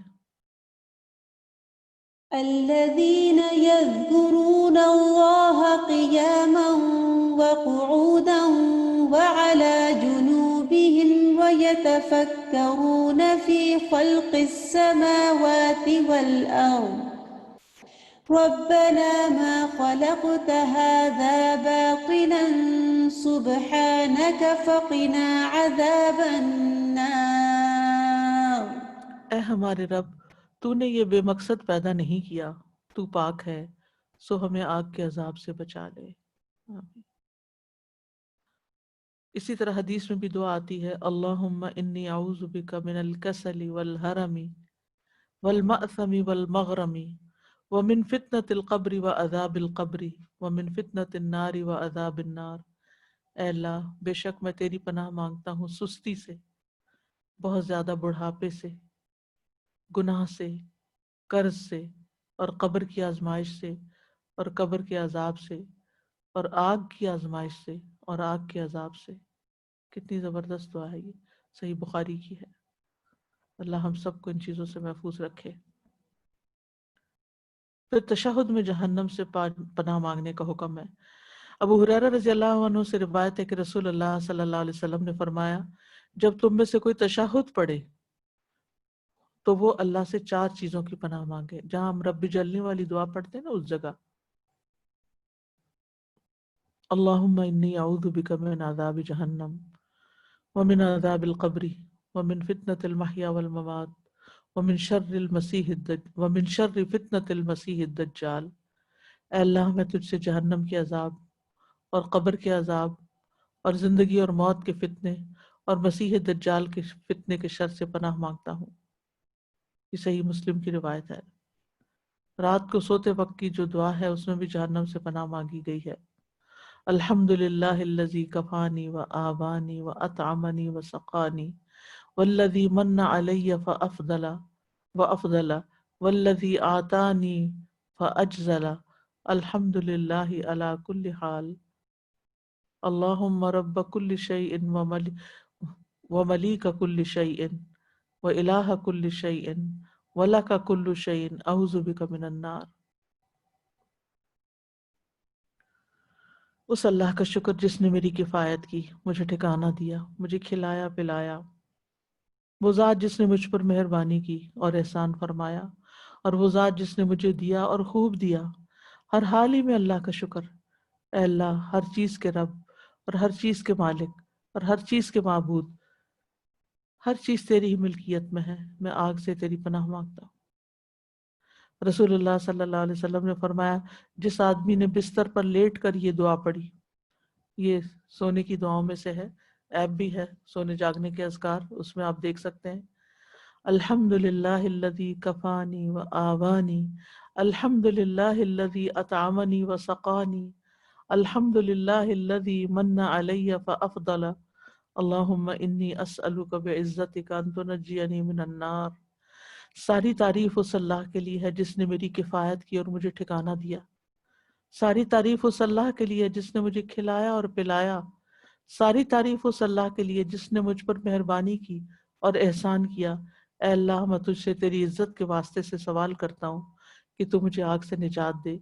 تو اس نے تمام مخلوقات کی بیان کردہ اللہ کی تعریفات کہہ ڈالیں، یعنی ایسا ہی ہے جیسے ساری مخلوق اللہ کی تعریف کر رہی ہے، اس کے برابر اس نے اللہ کی تعریف کر دی۔ تو آج چونکہ اس ٹاپک کو مکمل ہونا تھا اس لیے آپ کے ریفلیکشنز بیچ میں نے نہیں لیے، اگر آپ کچھ کہنا چاہتے ہیں تو موسٹ ویلکم۔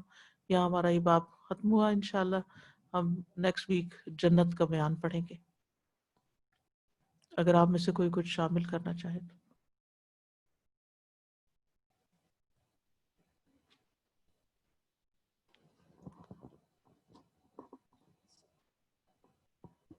جی اساتذہ، بس اسی دعا کے حوالے سے میں بات کر رہی تھی کہ جو بھی آپ نے ابھی دعا پڑھی آخری، کہ جب لیٹ کے پڑھتے ہیں تو ایسا لگتا ہے کہ سارا دن میں اگر ادھر ادھر انسان کا فوکس نہیں ہوتا ہے چیزوں کے شکر ادا کرنے میں، کرتے رہتے ہیں، لیکن جو رات کو وہ ایک ساری چیزوں کو جمع کر کے کہ اینڈ میں بالکل سوتے وقت ایک ریمائنڈر کہ اللہ تعالیٰ کہ سب کچھ تُو نے دیا، اور پھر ان دنیا کی چیزوں کے ساتھ کہ آنکھ کے عذاب سے بچانا۔ تو اصل تو یہی ہے نا ہمارا کہ ہم اس کو مانگیں، لیکن ساتھ میں مٹیریل چیزیں جو دی اس کا کتنا شکر تھا۔ بہت بالکل، بہت اچھی۔ اور الحمدللہ اب یہ ایپ میں ہے اور موبائل پہ آپ لیٹ کے بھی پڑھ سکتے ہیں۔ سازا جی ہم غلطیاں تو کرتے ہیں، گناہ گار بھی بہت ہیں، تو لیکن ایک حوصلہ آتا ہے صحابہ کرام کی زندگی کو دیکھ کے کہ جب وہ بدر والے تھے، حالانکہ اس میں وہ لوگ بھی تھے، حضرت عائشہ رضی اللہ تعالیٰ پہ الزام لگایا تھا جنہوں نے، مستہ بھی تھے، ساسا بھی تھے، سارے لوگ تھے، لیکن اللہ تعالیٰ نے ان کو معاف کر دیا۔ تو ابھی ہمارے بھی اندر بھی یہی ہمیں بھی اللہ تعالیٰ سے اچھی امید اور اچھا گمان رکھنا چاہیے کہ اللہ تعالیٰ ہم سب کو معاف کر دے۔ اور یہ اللہ تعالیٰ موقع دے رہا ہے کہ یہ اتنا کچھ دیکھیں، ایک مرتبہ میں ہمیں سب کچھ معلوم پڑ گیا، یہی کتنی بڑی ہمارے لیے بہت بڑی نعمت ہے۔ جزاک اللہ خیر۔ جی استاذہ جی، ذرا یہ جو آپ نے آسان والی حدیث بیان کی نا، اس کا بس عربی بھی پڑھ دیجئے، بہت ہی خوبصورت عربی ہے اس کی بھی۔ ہین لین، جزاک اللہ۔ کل قریب ہین لین، کل کا قریب پہلے آیا، کل قریب ہین لین۔ ویاکم۔ سبحانک اللہم و بحمدک، اشہد ان لا الہ الا انت، استغفرک و اتوب الیک۔ السلام علیکم و رحمۃ اللہ وبرکاتہ۔ اللهم صل على محمد وعلى آل محمد كما صليت على إبراهيم وعلى آل إبراهيم حميد مجيد اللهم بارك على محمد وعلى آل محمد كما باركت على إبراهيم وعلى آل إبراهيم إنك حميد مجيد.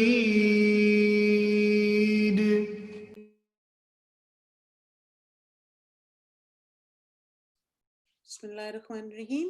Assalamu alaikum warahmatullahi wabarakatuh, my dear students.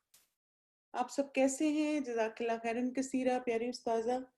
اللہ سبحانہ تعالیٰ سے دعا ہے کہ اللہ تعالیٰ ہم سب کو جہنم کی آگ سے محفوظ رکھے اور ایسے تمام اعمال سے دور کر دے جو ہمیں جہنم کے قریب کرنے والے ہیں. آمین.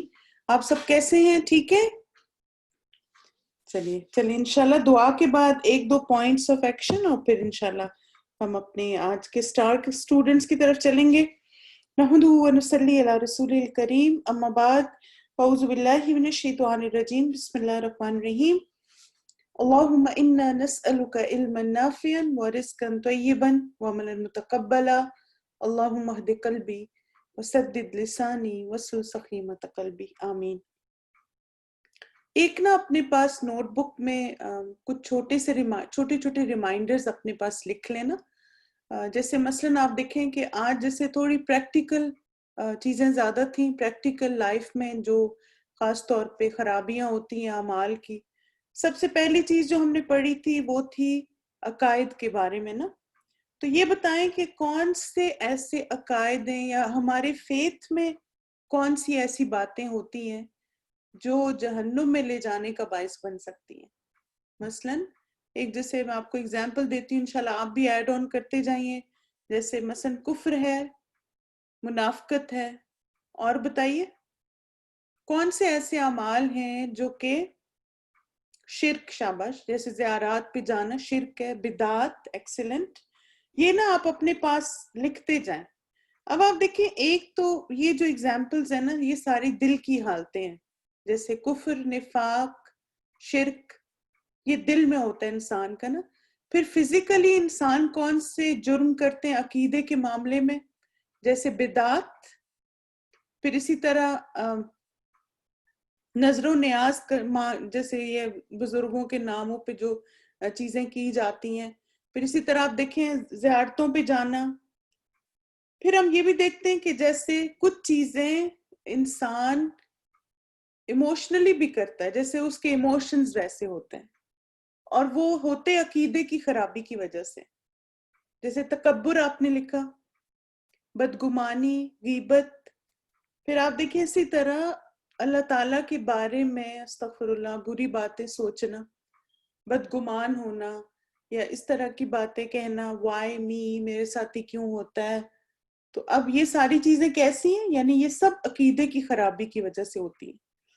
اور پھر ساتھ ہی آپ دیکھیں کہ جیسے مثلاً اللہ تعالیٰ کی آیات کو نہ ماننا, جیسے مثلاً قرآن اور سنت میں کلیئرلی احکامات موجود ہوں اور پھر انسان تکبر کی وجہ سے کیا کرے کہ آج کل کے دور میں یہ نہیں ہو سکتا اور آج کل کے دور میں یہ نہیں ہو سکتا, یہ پرانے وقتوں کی باتیں, اس طرح کی باتیں کر کے اور لوگ عمل سے دور ہو جاتے ہیں. تو آپ سب کو یہ کلیئر ہو گیا کہ عقائد میں جیسے 3 کیٹیگریز ہیں عقیدے کی خرابی کی. نمبر 1 جو ہمارے دل میں باتیں ہوتی ہیں, نمبر 2 جو ہم اپنے اعمال سے کرتے ہیں, اور نمبر 3 ہوتا ہے ایموشنز بھی جو کہ تکبر میں آتے ہیں, جو عقائد کی خرابی کو جنم دیتے ہیں. مثلا تکبر ہو گیا اور یہ جیسے بیک بائٹنگ وغیرہ, یہ سب چیزیں ایموشنز ہی ہو رہے ہوتے ہیں نا. جیسے آپ دیکھیں آپ کو کسی کی بات بہت بری لگ جاتی ہے اور پھر آپ کیا کرتے ہیں, ایموشنل ہو کے پھر آپ اس کی باتیں جھوٹی سچی ملا جلا کے دوسروں کو بتانا شروع کر دیتے ہیں. تو میں ابھی یہی سوچ رہی ہوں کہ صرف اگر ہمارے اندر توحید آ جائے اور اللہ کا ڈر آ جائے تو سب چیزیں صحیح ہو جائیں گی, کیونکہ ساری باتوں کی جڑ ہی کیا ہے؟ عقیدے کی خرابی. اور ساری باتیں فکس کیسے ہوں گی؟ جب تقوی آئے گا اور اللہ کا ڈر آئے گا. گھڑا تھوڑا لمبا ہوتا ہے کیا وہ کپڑا لٹکانے میں؟ اچھا غرارہ. آپ دیکھیں کہ جو ڈریس لمبا ہو، جیسے آپ دیکھیں بعض ہمارے عبائے جو ہیں وہ بھی لمبے ہوتے ہیں نا، تو اس میں یہ کہ جیسے آپ کی نیت پر بہت ڈیپینڈ کرتا ہے کہ آپ نے وہ ڈریس پہنا تو کیا آپ کی نیت تکبر ہے. مثلا میرا عبایا لمبا ہوتا ہے پاؤں تک، تو اب میری نیت کیا ہوتی ہے کہ مثلا اگر میں نماز پڑھوں تو میرے پاؤں نہ نظر آئے نا، یا مثلا ظاہر ہے پاؤں کورڈ جتنے ہوں اتنا ہی بہتر ہے. تو مثلا میری نیت کیا ہے کہ میرے پاؤں کورڈ رہیں نماز میں بھی، اور ویسے بھی لوگوں کو، عام پبلک کو میرے پاؤں نہ نظر آئیں. تو اگر آپ اس نیت سے لمبا عبایا پہنتے ہیں تو ٹھیک ہے، لیکن اگر آپ اس لیے پہنیں کہ مثلا میرا ایک لمبا سا پیچھے بھی ہونا چاہیے، لوگ اٹھائیں اس کو، پتہ چلے سب کو کیا زبردست اور کتنا ڈریسی ہے، کتنا ٹرینڈی ہے، اس طرح کی باتیں سوچنا، تو وہ چیز پھر آپ تکبر میں آ جاتی. صحیح ہے، یعنی نیت کا بہت عمل دخل ہے اس میں. پھر آپ دیکھیں دوسری کیٹیگری، آپ ہاں جی وہ تکبر کی وجہ سے لٹکایا ایگزیکٹلی. تو ویسے عام ڈریس اگر لمبا ہے تو اس میں کوئی حرج نہیں ہے. پھر اس کے بعد آپ دیکھیں کہ دوسری کیٹیگری تھی عبادات کے بارے میں. ٹھیک ہے، اچھا عبادات میں جیسے مثلا نماز سے پہلے ہمیں کیا کرتے ہیں ہم، اور اگر وہ کمی کرے گا کوئی تو جہنم کی آگ ہے اس کے لیے وضو. شاباش. یعنی اگر وضو میں کمی کی کسی نے، اور خاص طور پر آپ دیکھیں کہ کون سا جسم کا حصہ ہے جس کو دھونے میں اگر آپ نے کمی کی تو پھر ایڑیوں کے لیے آ گئے.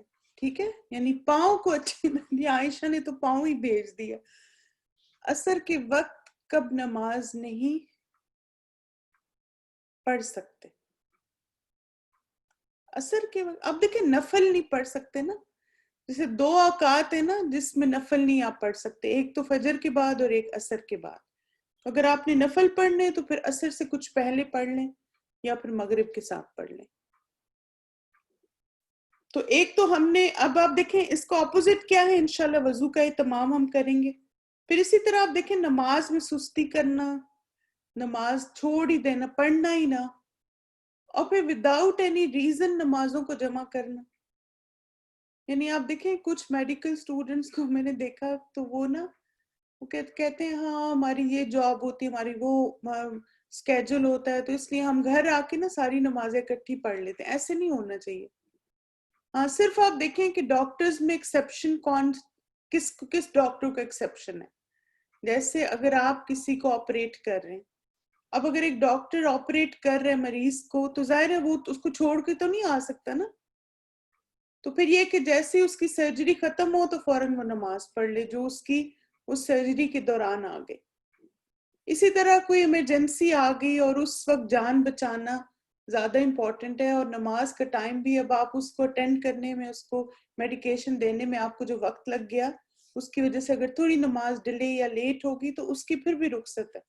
لیکن وداؤٹ اینی ریزن اور نارمل حالات میں نماز چھوڑنا، اس میں آپ دیکھیں کہ اس میں اجازت نہیں ہے.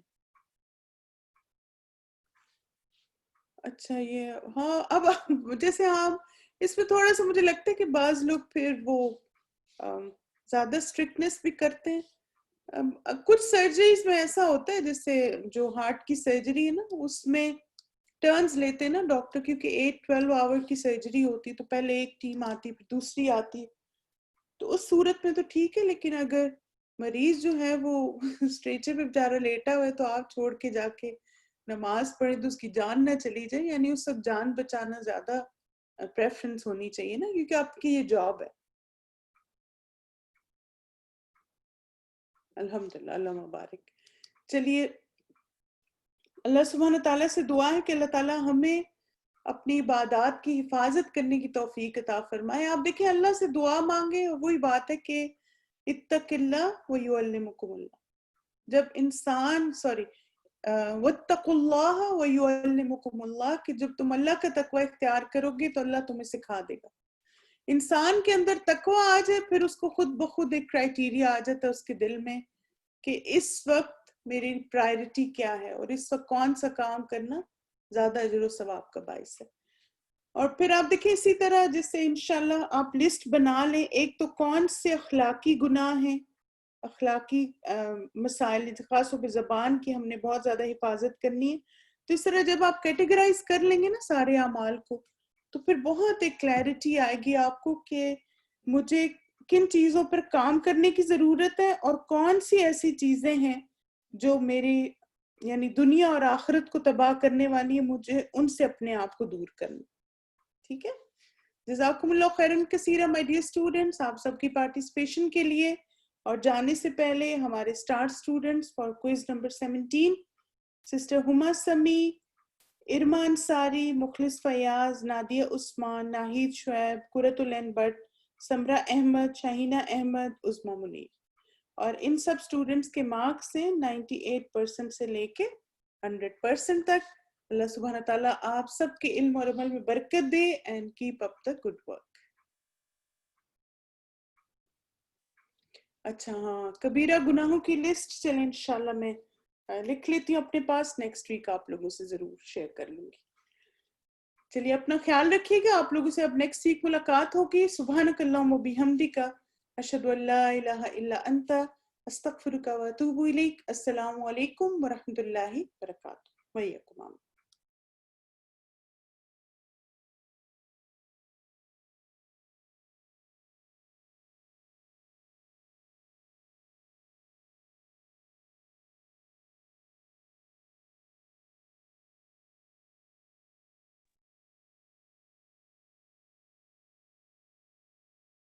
ربنا اصرف عنا عذاب جهنم إن عذابها كان غراما إنها ساءت مستقرا ومقاما.